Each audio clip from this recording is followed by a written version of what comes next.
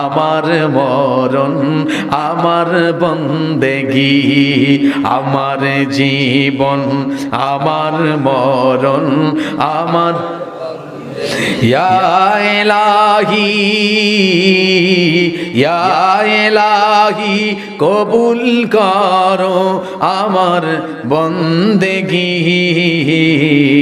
আমার জীবন আমার মরণ আমার জিন্দেগি, আমার জীবন আমার মরণ আমার বন্দেগী।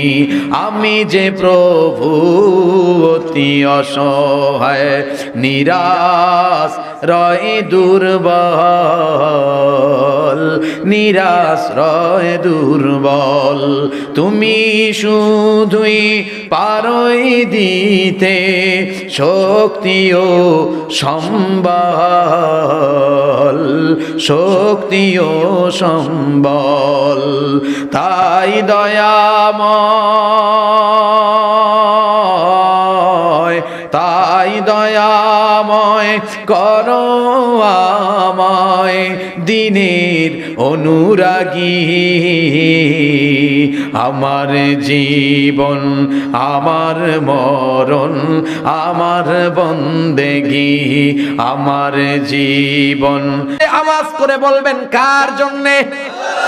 আমার জীবন আমার মরণ আল্লাহর জন্যে, আমার জীবন আমার মরণ আল্লাহর জন্যে, আমার জীবন আমার মরণ আমার বন্দেগী, আমার জীবন আমার মরণ আমার ইয়া ইলাহি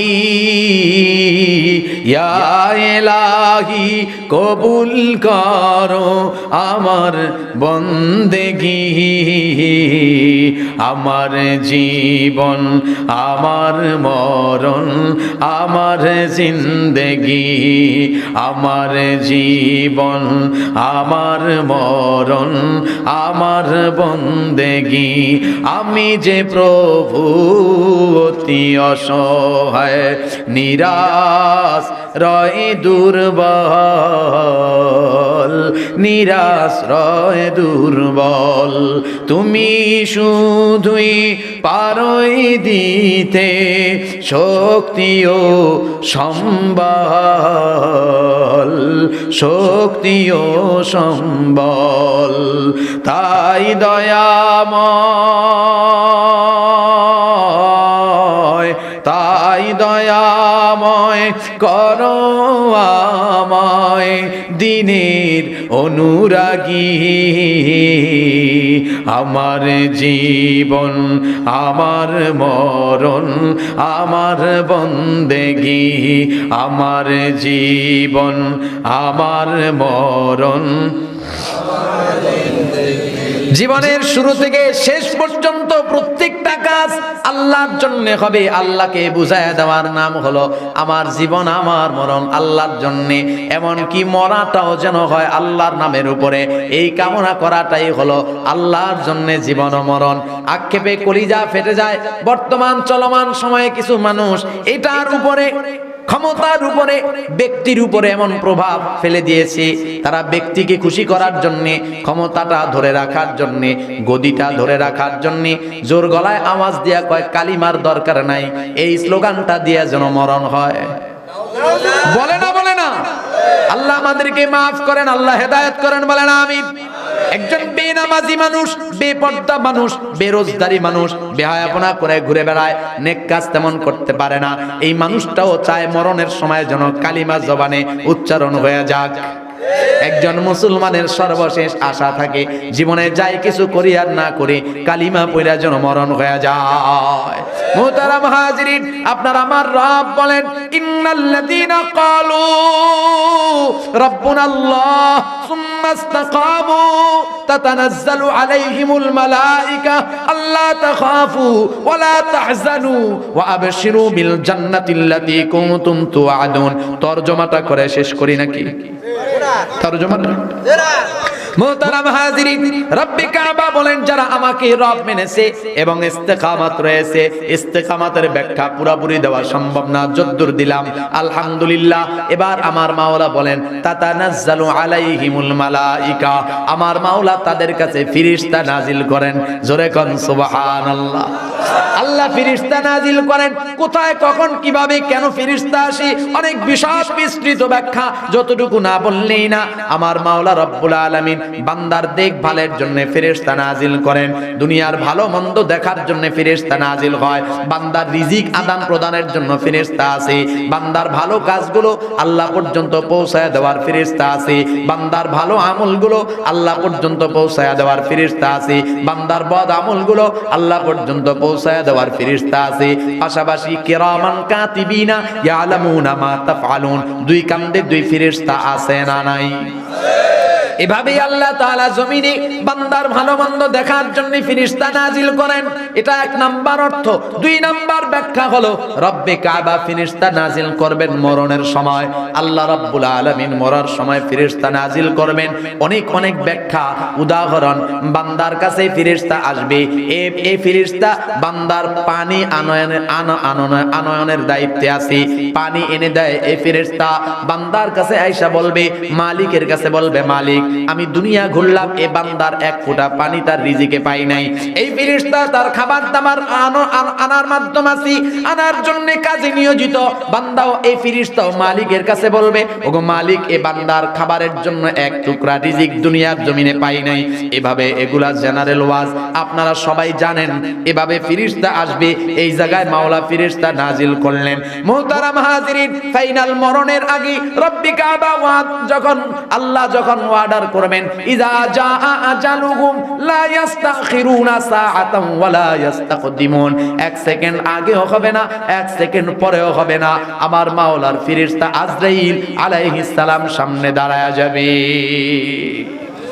হযরত আজরাইল সামনে আসবেন, এই কথাই রব্বে কাবা বলেন তাতানাজ্জালু আলাইহিমুল মালাইকা, ফেরেশতা আজরাইল সামনে হাজির হবে। দুই ধরনের অবস্থান নিয়ে ফেরেশতা আজরাইল আসবে, বান্দার আমলের উপর নির্ভর করে ফেরেশতা হবে। বান্দা যদি জান্নাতি হয় ফেরেশতার অবয়ব হবে জান্নাতি। আল্লাহ আপনি আমাদের জন্য কবুল করেন, জোরে বলেন আমিন। বান্দা জান্নাতি হবে, ফেরেশতার অবয়ব হবে জান্নাতি।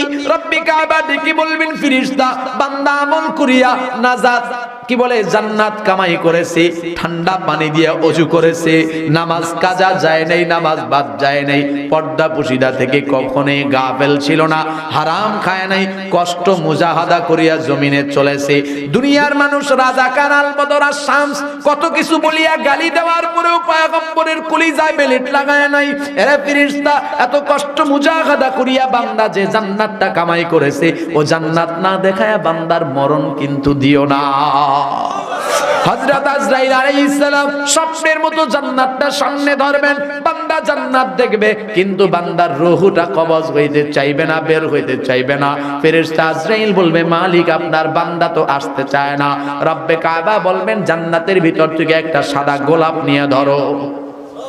সাদা একটা গোলাপ সামনে নিয়ে ধরা হবে, গোলাপ ফুলের মধ্যে লেখা থাকবে আল্লাহ, মালিকের নাম লেখা থাকবে, আল্লাহ রাব্বুল আলামিনের বরকতি নাম, পবিত্র নামটা গোলাপ ফুলের মধ্যে লেখা দেখিয়া জান্নাতি বান্দার রূহটা ছটফট করতে থাকবে বের হওয়ার জন্য।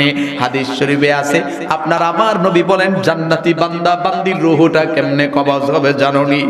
ক্ষুধার্ত সন্তান যখন কান্না করে দুগ্ধ পান করার জন্য মা সন্তানকে শোয়া দুগ্ধ পান করায়, দুধ পান করতে করতে সন্তান ঘুমায়া যায়, টের পায় না কখন খাবার বন্ধ হয়ে গেল। মুহতারাম হাজিরিন, জান্নাতি বান্দা বান্দির রূহটা পাগলের মতো বের হইয়া গোলাপ ফুলের দিকে দৌড় মারবে।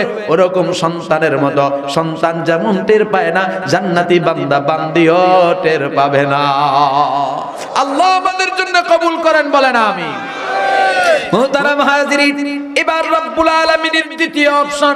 তার আগে এখানে আরেকটা অপশন বাকি আছে, জাহান্নামীদের সঙ্গে কেমন আচরণ হবে। ও বেনামাজি ভাই, ও বেনামাজি বন্ধু, ও বেনামাজি বাবা, ও বেনামাজি, ও বেনামাজি বোন, ও বেনামাজি মায়েরা, পায়ে হাত রেখে কথার শেষ প্রসঙ্গে কয়েকটা কথা বলিয়া যায়, একটু দিল দিয়া কান দিয়া শোনার অনুরোধ করে গেলাম। আহা, জাহান্নামী বান্দা বান্দি যারা, তাদের সামনে আজরাইল কেমন হবে। পয়গম্বর বলেন, মাথাটা থাকবে 7তম আসমানের জমিনে, আর পা থাকবে এমন জমিনের, কি বলে, আসমানের উপরে, আর জমিনের নিচে থাকবে পা। মাশরিক থেকে মাগরিব, সীমান্ত থেকে জুনুব হবে তার বডিটা, তার অবয়ব। আহা, সারা শরীরের মধ্যে আগুনের ঝিলকি বের হইতে থাকবে, চোখ দুইটা থাকবে নীল রঙের দিঘির মতো। এমন একটা অবস্থায় আজরাইলকে দেখিয়া জাহান্নামের রূহটা, জাহান্নামী, জাহান্নামের আসামির রূহটা বের হইতে চাইবে না। রব্বে কাবার দিকে তাকায়া আজরাইল আলাইহিস সালাম বলবেন, মালিক, আপনার বান্দার রূহ বের হইতে চায় না। রব্বুল আলামিন বলবেন, বান্দা, ফেরেশতারে, ও জাহান্নামী নাফরমান আমার নামাজ সারিয়া সারিয়া সারিয়া সারিয়া জমিনে মজার জিন্দেগি কাটাইছে, আমার রোজা সারিয়া সারিয়া জমিনে মজার জিন্দেগি কাটাইছে, আমার পর্দা পুশিদা আমার হালাল তরিকায় চলে নাই, হারাম খায়া খায়া দুনিয়ার মানুষের, জাগতিক মানুষের বানানো আইনের উপর চলিয়া জীবনটারে জ্বালাফালা করিয়া নষ্ট করিয়া ফেলাইল, জান্নাতের রাস্তায় চলে নাই।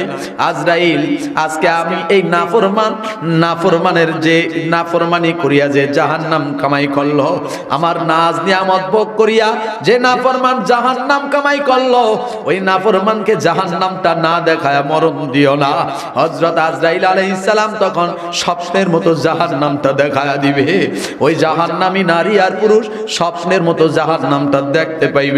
যখন জাহান্নামটা দেখতে পাবে, তখন ওর রূহটা 360টা মাকামে দৌড়াদৌড়ি আরম্ভ করবে, বের হইতে চাইবে না। ও যুবক, ও পর্দালের মায়েরা, ও আমার বাবা, পায়ে হাত রেখে